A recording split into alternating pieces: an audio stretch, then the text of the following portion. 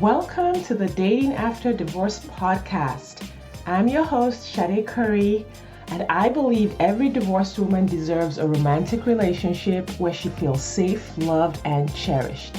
You can create the most amazing life after divorce, and I will teach you how. Hello, ladies. Welcome to episode 22. And today I want to talk about gathering data on your dating journey. And this has come up as part of the 3 points on intuitive dating, which is you need to have your intuition working, you need to have your intention set, and then you also then need to gather information. You need to have your intellect engaged in the process. And when I talk to women, I talk to my clients, or I have conversations with people, there's a misconception about what it looks like to have your intellect engaged in the dating process, about what it looks like to be gathering the right information that helps you make a decision about whether or not a man is right for you. An example is the ongoing argument about who pays for the meals. So many women have made this like a core issue. Like it's this big deal, it's this gigantic piece of data. And they extrapolate so much information from this one little tiny part of the interaction and potentially fail to see the signs of so much more that could be going on. So I'm going to elaborate a little bit. Um, in when I was dating, I didn't want meals to be an issue. I wanted to go to nice restaurants and I could pay my way. Like I was not going to do a Taco Bell meal. So often I would go on a date, and when we were arranging a date, I would say, "Hey, could we go to this restaurant? The food there is really good." And even before meeting the individual at the restaurant, I would offer to pay my way. I'd be like, "Hey, I'm happy to pay half." Now, when I said I'm happy to pay half, I meant it.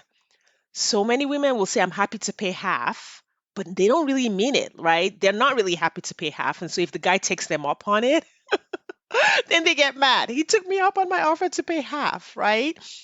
So I would offer to pay half just because for me it was not an issue. I realized that I could gather very little information about the man from whether or not he paid half or not. And the reason I knew that intuitively was because I had dated a lot of people who were happy to pay for every meal. And even though they paid for every meal, they were terrible people. They were not people you wanted to date. And I will say, in my past marriage, that was also a thing where you had someone who was happy to pay for every meal. He didn't, when we went out with friends or whatever, he'd pay for everyone. But there was a lot of other stuff going on behind the scenes. So I knew intuitively, based on experience, that who pays for the meal really doesn't tell you a lot about whether or not this person is a potential life partner who will be healthy. What you really want is a person who is loving, where a relationship where you have passion, a person who is supportive, caring, a person who can be a part of a team with you, who is compatible with you mentally, physically, emotionally, someone who is willing to grow with you. All of these things are what you're really looking for. But what happens is along the way, you get distracted by things like who pays for the meals and what does that really mean.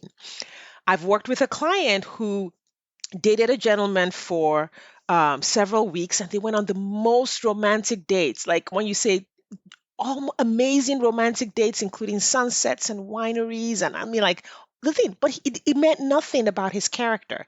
His character in the end turned out to not be a fit. He was not a person who was ready for a healthy relationship.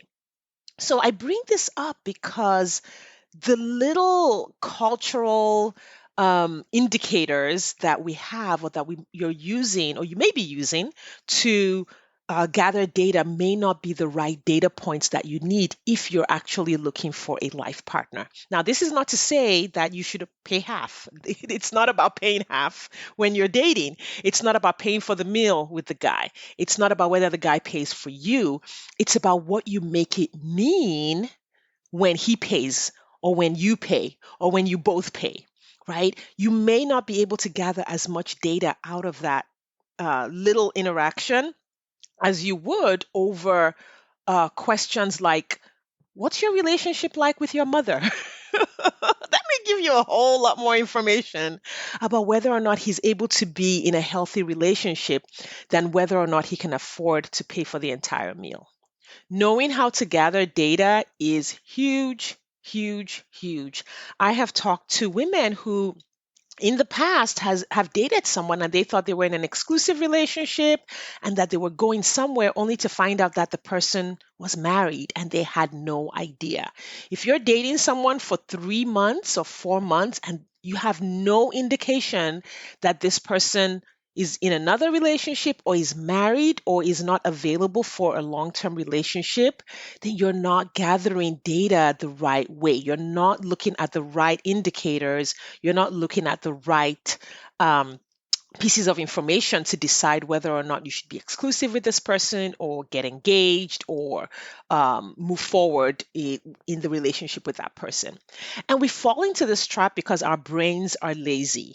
All of us, the whole approach of our brains, the way our brain is made, is it doesn't want to expend calories thinking hard. Nobody likes to think really hard. We want the easy way of making decisions. So our brains like to use information that's easy to collect, right? To make decisions about relationships. Your brain really just wants you to either stay home and watch TV or hurry up and be in a relationship. Just pick someone, right? Just pick someone so that we're attached and we can feel happy. Your brain doesn't want to go through the process of setting an intention, creating that robust and productive list of what you're looking for. Your brain doesn't want to go through the process of asking the right questions. How will I know if this person is emotionally available? How will I know if this person can be a good part of a team, if they're good at collaborating? How will I know if this person is honest and telling me the truth? Often I will ask or client things about the person that they're dating. So as we're working through their relationships and their dates, I will say they'll tell me something like, oh yeah, he has a good relationship with his children, right? And then I will ask, like the coach that I am, how do you know? And if the answer comes back, he said so, then I will repeat back, okay, so he says the words, I have a good relationship with my children. That's all you know. All you know is what he said. How will you know for sure that he has a good relationship with his children? And then that opens up their minds to realize, oh, I need to meet his children and see him interact with his children, or I need to see him interacting with young people, or whatever scenario the individual comes up with for, in a sense, um, um, verifying, I guess that's the word, verifying that what he said is actually the truth and it's real. And so I know a lot of women will tell me, oh yeah, well he said this and he said that, or they will use data points like, oh, we have the same birthday, or we happen to go to the same high school, and they have all these data points that their brain wants to use to point to, hey, he's a healthy person. But the process you want to use is actually different. You want to have your data points determined ahead of time. Here is the data that I need to collect over the months that I date the person that I marry, right? And you want to know what those are ahead of time so that when the scenario comes up where you can gather that information in a way that's not weird or awkward or like a drill sergeant, your brain is already engaged in the process of gathering data. I shared this story with someone recently this week. One of the things that I wanted to ensure when I got married was that my future spouse was not socially awkward, right? And there are people who are socially awkward, but who can, engage with you one on one, right? So I made sure that our dates were not these like closed loop bubbles of just myself and the person that I was dating. I would invite the people that I was dating to social events and social engagements, engagements at work, and parties, dinner parties, anything that I could use as a data point to truly see that individual in a space where they have to be themselves or they have to be who they really are socially without, kind of like looking into my eyes and impressing me with their social skills. More like I could observe their social skills and see what was really going on. So that's an example of how to gather data. Like you could ask someone, hey, are you an introvert or an extrovert? And they'd be like, oh, I'm an extrovert. I love social events. I have a great time at social events. But if you never test that, if you never create a scenario where you can observe and verify that their definition of social ease is the same as your definition of social ease, then your brain will be like, oh yeah, no, he's totally fine. He's great. I got it. I don't want to have to think about this. And you can find yourself in a relationship that doesn't meet the picture that you set out to meet in the first place. Now, another reason that holds us back from gathering the information that we need is that there's this thought at the back of a lot of people's minds that they're being too nosy. I don't want to ask that question because that's being too nosy. I don't want to ask this because then he might feel like I'm trying to dig into his life. Like, when is the right time to ask this question? When is the right time to ask that question? Always looking like for these rules that mean that you can do this without experiencing any discomfort or any awkwardness. Well, I have news for you. If you are dating after being married for a long time and divorced, there will be some awkwardness. There will be some discomfort. And part of the growth is learning to allow that discomfort, learning to ask a question that really needs to be asked, right? Or stating a truth that really needs to be stated, and being willing to allow that discomfort to be there. Like, hey, you said this, but this didn't really add up to it. And asking that question so that you can gather the data you need to make a decision, and being willing for it to be awkward, being willing for him to be uncomfortable. Many women don't want to make the man uncomfortable, so then they make themselves uncomfortable. Right? They will put themselves in this situation where there's a lot of confusion. They don't know what's happening. They don't know anything about the guy, but they don't want to make him feel uncomfortable by asking simple questions or asking him to show up in the relationship in the way that they would like him to show up. Now, of course, he can always say, no, I don't want to go to your dinner party. And that by itself is a data point like, oh, he doesn't like dinner parties. He doesn't want to go. I'm not going to force him to go, but now I know he doesn't like that. But for a lot of women, even asking the person to do something that they want them to do is so uncomfortable. And because that discomfort is there, they just like let so much slide. You don't ask for what you want in the relationship. You don't ask for what you want. You don't set boundaries. All of those things that are so important for you to be able to gather data. You don't really know a person until you've seen how they respond in different situations. You don't really know them until you said no, and you can see how they respond to your no.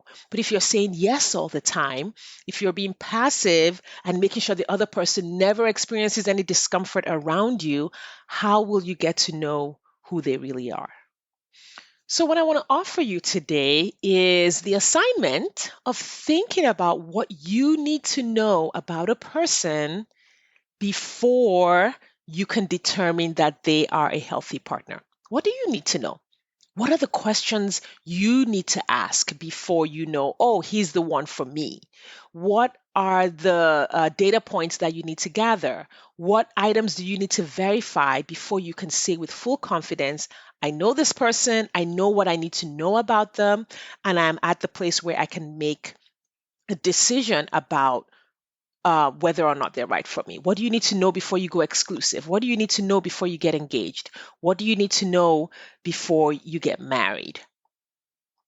Take the time to think about this. Now, you might be tempted to say, well, Sade, tell me what I need to know. Give me a list, give me a checklist of the 100 things I need to know so that I can just ask those questions and then I'll be good. And while there are some core questions and there are some core items that I tell my clients that they need to know, not everything is going to be on some random checklist on the internet. Some of the things you need to know are going to be unique to you, right? Like I needed to verify that the person that I married had certain social skills because I expected to be in certain social situations in my future. And so that was a data point that was for me, but that's not required. Some people don't go to social events and they actually may want a partner who's willing to stay home 80% of the time. And so you realize that there is no formula. I'm going to say this a lot on this podcast. I say it all the time to my clients. There is no formula. A lot of the reasons we fall into terrible relationships and end up getting divorced is because we think there's a formula for getting married. Like if I just check off these 10 things, it's going to be good. There is no formula. You're dealing with human beings, you're dealing with relationships. You are a human being who is unique herself. You are unique in your own wants and what you like, what you dislike, where you're going, what you're doing. The person you will marry will be unique. And then the combination of the two of you will create this completely unique relationship that will not look like anyone else's relationship. So, dating in a way that is productive and that leads to a loving, healthy relationship will require that you step up, right? It will require that you step up and you really engage your intellect, that you engage in this as a very creative process where you are creating this relationship with your intention, with your intuition, with your intellect. You're thinking deeply about what you want. You're thinking deeply about how you're going to get there. And you are going on this journey that's going to have its own twists and turns. And you're ready to really embrace all of the challenges and all of the solutions that you're going to have to create along the way. So I challenge you to come up with a list of what you need to know about the person that you are going to marry so that you know how to gather those data points along the way.